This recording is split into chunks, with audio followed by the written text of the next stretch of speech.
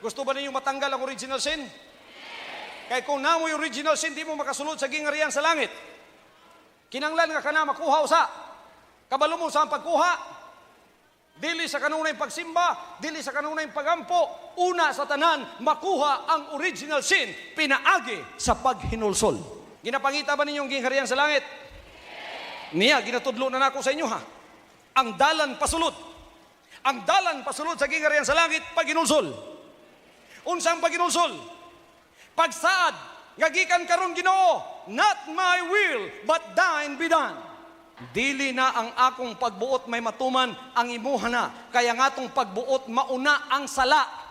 So atong isurrender ang atong daan nga espiritu para matagantag bag-ong. Unsang daang espiritu? Disobedience. Unsang bagong espiritu?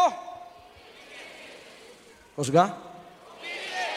Obedience. Ang gingharian sa langit na naog diri sa yuta, gipadumala sa usa ka dinihog aron kamo tultulan sa pagdalan sa pasulod. Ang tanging paraan o ang paagi mao ang paghinulsol, mauna ang yawi para makasulod ka. Ang gingharian sa langit gikan didto ni naog sa yuta ug kini lamang ang dunay katungod nga mobalik sa langit. Ang gikan sa langit na naog diri maura ang dunay katungod nga mosaka paingon sa langit kay gikan na didto. Kinsa karon ang gustong mosulod sa gingharian sa langit diri sa yuta? So dili religion, dili denomination ang akong gina-introduce sa inyo. Ang akong gina-introduce sa inyo, the kingdom of Jesus Christ, the name above every name, the King of Kings and the Lord of Lords.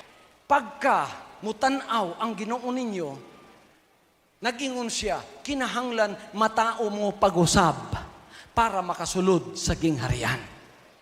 Nganong matao pag-usab? Nganong naamay pag-usab? Kay natao naman mo sa unang higayon.